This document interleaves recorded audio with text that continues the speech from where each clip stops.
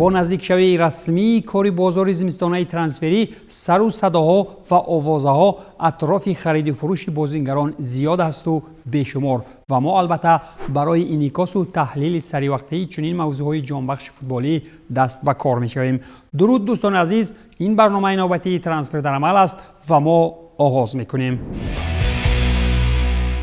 نوابسته از آنکه عثمان دمبله شیشگین همه وقت در جراحت است و وقتی سالم بودنش از برای دیر کردن و تمرین ها مدام مجازات می شود، با وجود این بارسلونای بحرانی در فرصت های اخیر نه تنها فکرها در خصوص از دسته بیرون کردن بازیگر فرانسوی را از خیال ها گم کرده است، بلکه چند قبل پیشنهاد معاش بزرگتر را نیز به عثمان ارسال کرده است. این هم در حالی است که چند پیش عثمان دمبله در ردیف فیلیپ کوتینیو از نیت‌های اصلی فروشکاری ها بوده جانب نیلوناری ها هر چی تیزتر می‌خواست چنین بازیگری مشکل داشته را از کمپ نو بیرون کند، اما با وجود مشکل داخلی دستوی و خریداری کردن نتوانستن بازیگران نو قرارها کلاً تغییر یافته و برعکس چنین قرار باواریا هم سابق بازیگری بروسیا دورتموند را زیر چشم کرده است.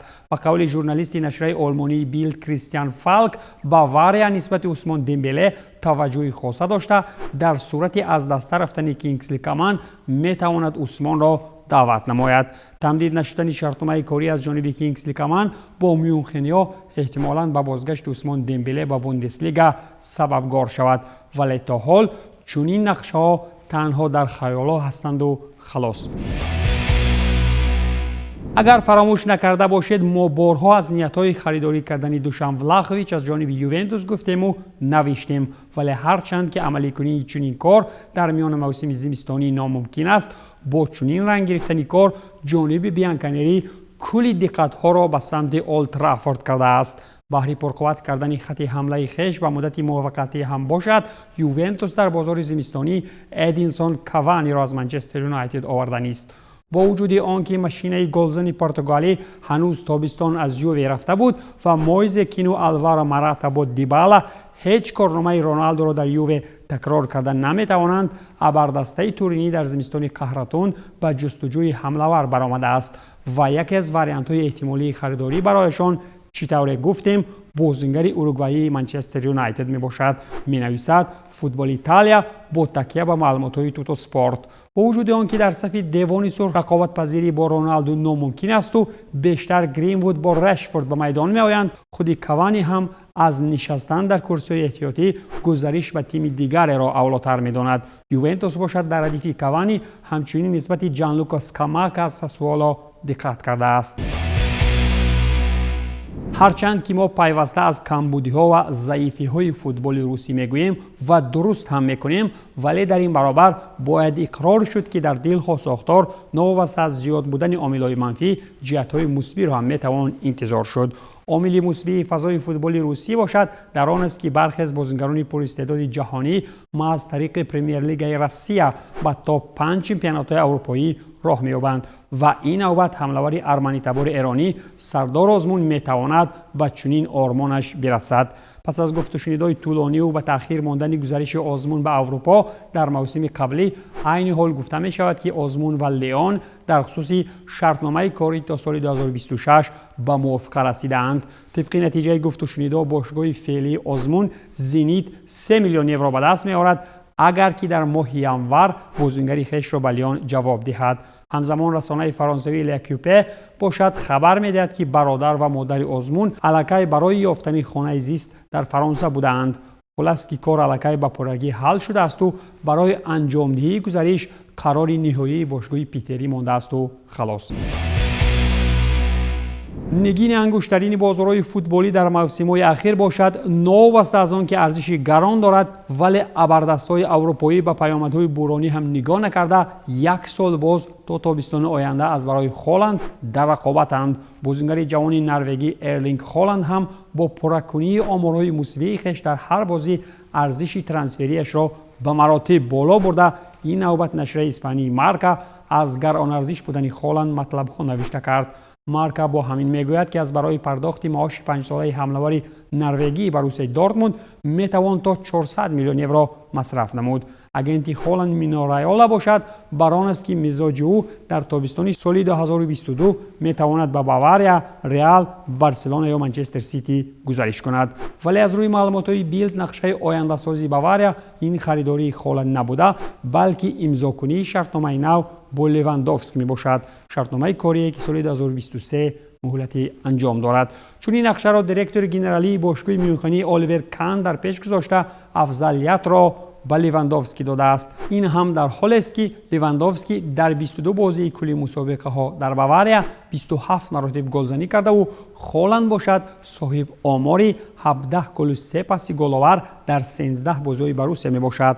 аз миёни Левандовскию Холланд Оливер Кан албатта афзалият ба бозингарии худӣ додааст, вале ҳар як мухлиси футболӣ ҳам метавонад дар ин маврид соҳиб назар бошад.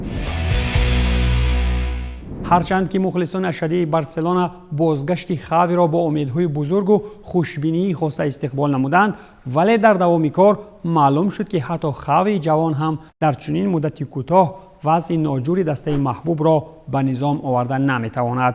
чун болои сӯхтана Макоб, Барса 3 зинаи дигар дар чемпионат поин афтиду ба нахустин маротиб дар 18 соли ахир марҳилаи гурӯҳии Лигаи Қаҳрамонҳоро убур карда натавонисту ҳамакнун дар Лигаи Аврупо бо Спартаку Зенит сар ба сар мешавад. маҳз бо ҳамин мақсад тобистони соли 22 Барселонаро бозсозии бузурги Горбачёвӣ интизор ҳасту баъди рафтани Месси Барса дар мавриди фурӯш нисбати ягон бозингаре гузашт намекунад. аз рӯи маълумоти Диарио Спорт то охири мавсими ҷорӣ роҳбарияти бошгоҳ бо сардории Жоан Лапорта ва ситоди мураббиён нисбати баромади ҳар як футболбоз таваҷҷӯҳи хоса намуда, агар сатҳи ҳамон бозингар аз талаботҳои гузошташуда поин бошад, дар тобистон бошгоҳ чунин бозингарро аз даста берун мекунанд. футболбозон ҳам аз чунин қарор хабардор карда шуданд.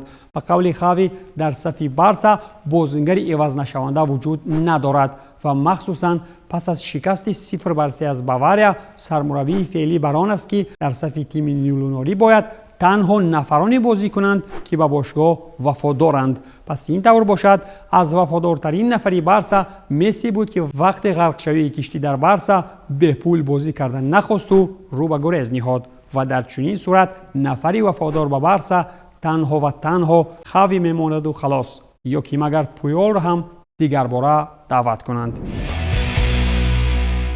дар ҳамин ҳол Барселона ба ду бозингари барояш нолозим Умтити ва Каутиньо таҳдид ҳам кардааст ки дар сурати зимистон аз даста нарафтанашон шартномаи корияшон қатъ карда мешавад.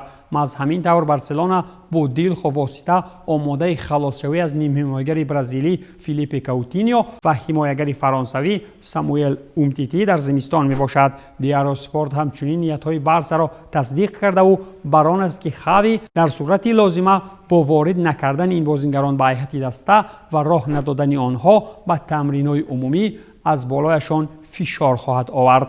гуфта мешавад ки Барса новобаста аз паёмадҳои манфии ҳуқуқӣ аз барои содиркунии чунин рафторҳо ба чунин корҳо даст мезанад.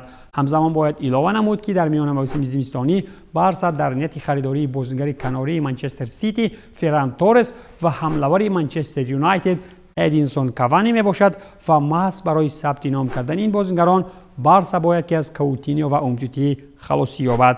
ҳаминро илова карданием ки Барса бо қасди баргардонида натавонистани маблағи сарфшуда вақти хариди ин бозингарон ҳамакнун ҳангоми бо истифодаи зӯрӣ берун карданашон аз даста гӯё ки ба андозаи маблағи сарфшуда сафо мебинад. дар Париж ҳам ба мисоли Барселона бо 7 бозингари хеш хайрубод гуфтанианд ва ин ҷо ҳам Парижи пурсармоя ҳолати молиявии худро беҳбуд бахшиданист. аз рӯи маълумоти Лекюпе бошгоҳи фаронсавӣ маҳз ба хотири беҳбуд бахшидани вазъи молиявии даста ҳайати 33 нафараро кам карданисту дар моҳи январ мехоҳад дарвозабон Серхио Рико, ҳимоягарон Абду Диало, Левен Курза ва Кален Дагба نیم حمایتگران اریک ابیمبه و رافینی آلکانتارا و همچنین حمله‌ور ماورو ایکاردی را فروختنی است. از فروش ایکاردی باشد PSG می‌خواهد اقلاً قسمتی از 50 میلیون یوروی سال گذشته مصرف شده را به دست آورد و این هم در حالی است که در بازار فوتبالی کم دسته‌های پیدا می‌شوند که چنین حمله‌ور را با نرخ گران خریداری کنند. نوابسته از این پاریژی‌ها با وجود آمدن پیشنهاد ایکاردی را خواهند فروخت و خود ایکاردی نیز چند پیش گفته بود که به خاطر حفظ نمودن مناسبت‌های عائلوی با زوجه و اگنتش واندا نارا آماده ترک PSG است. هرچی که نباشد پس از رفتن ایکاردی از PSG نیز دیگر باره مسی را گناهکار خواهند دانست و مثال آنکه ارژانتینی دستان را در حل کنی تقدیر چند مربی منتخب ارژانتین و همکنون مناسبت‌های نچندان ساز با موریسیو پوچتینو ایبدار می‌کنند. چلسی لندن باشد پس از آنکه گفت و شنیدهای تمدیدکنی شرطنامه با ریودیگر و کریستنسن را ناموفق انجام داد، همکنون خواهان خریداری فافانا از لستر سیتی می باشد. باشگاه لندنی در وصل فافانا 20 ساله عوض کننده آنتونیو رودیگر و اندریاس کریستنسن می بیند. می نویسد گول.com. چلسی اصلا نمی خواهد فافانا را در ماه ژانویه خریداری نماید، ولی تابستان عملی کنی چنین ترانسفر ممکن است. بازیگر فرانسوی باشد در ماه آگوست جراحت برداشته بود و نیم سال موسم جاری از قطار مانده است. محض از برای همین چلسی حالت ورزشی بازیگر را پس از چنین تنفسی طولانی نظارت می کند، چرا که گزارش فافانا مصرفیات‌های بزرگ را در پی دارد. بروسیا دورتموند با ترس آنکه پس از رفتن هالند خط پیشش به صاحب نماند، الکی زیرکی خود نشان داده و با کریم ادیمی در خصوص شرطنامه 5 ساله به موافقه رسیده است. اگر شود و گفت و شنیده با RB زالزبورگ هم به خوبی پیش رود، دورتموندی ها باز 2 سال دیگر از فروش ادیمی هم به مثال سانچو و دمبله پول‌های بزرگ در خزینه وارد می‌کنند. شتور بیلد می‌نویسد حمله‌ور 19 ساله هم راضی شده است که گزارش به بروسیا دورتموند نماید. نوابسته از آن که نسبت نورس با استعداد و علاقه اشتراکچی مرحله حذفی لیگ قهرمان‌ها با RB زالزبورگ، بارسلونا و باواریا، لیورپول و اتلتیکو به طور جدی توجه کرده‌اند. همینطور زامبورا آماده پرداخت 35 میلیون یورو به RB زالزبورگ بوده. جانبی استراگی باشد می‌خواهد 40 میلیون یورو به دست آورد. در این راستا باشد جانب‌ها را هنوز گفت و شنیدهای علاوه‌ای در پیشند، اما طبق آوازها گزارش احتمالی ادیمی را به بروسیا دورتموند علاقه یگان شک شبهه نمانده است. از کم شمارترین گزارش انجام شده را در پیش‌روی گشوده شوی روزانه زمستانه ترانسفری کابالیرو عملی نموده است، زمانی که با ساوثگمپتون شرطنامه کاری امضا نموده است و مهلت آن هم تا سنه 5 ژانویه است. چون این شرطنامه کوتاه مدت با دروازه‌بان 40 ساله ارژانتینی از آن سبب نوشته شده است که دروازه‌بان‌های تیم هازنهوتل، فریزر فورستر و الکس مکارتی جراحت برداشتند. ویلی کابالیرو باشد با ترک چلسی نمودن در تابستان قبلی تا به حال چون فوتبالباز آزاد مانده بود. مالک توپ طلایی 2018 و ناهب قهرمانی جهان از خرواتیا باشد برای گزارش به پرمیر لیگ انگلیا آمادگی می‌بیند، در حالی که سیتی، تاتنهام و پولدار نوین نیوکاسل علاقه در این راستا به رقابت پرداختند.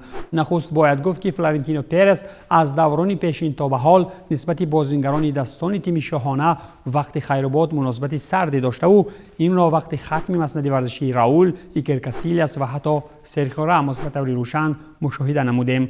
لوکا مودریچ هم 36 ساله است و با وجود انجام مهلت شرطنامه در موسم جاری وقتی رفتنش را از رئال دیر نمانده است، تا حال شرطنامه تمدید نکرده است.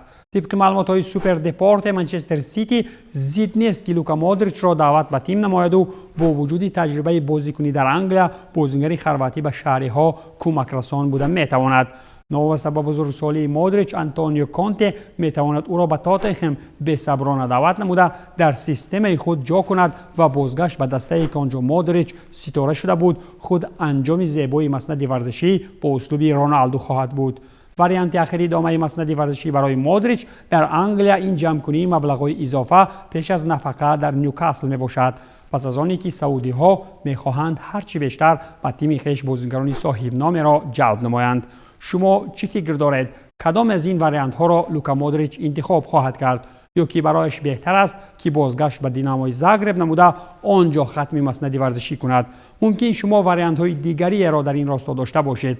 هر چی که نباشد با مودریچ در ادامه حیات فوتبالی برار و به شما تنصیحاتی می‌خواهیم. پایانی برنامه ترانسفر در عمل بود. تنصیحات بمانید.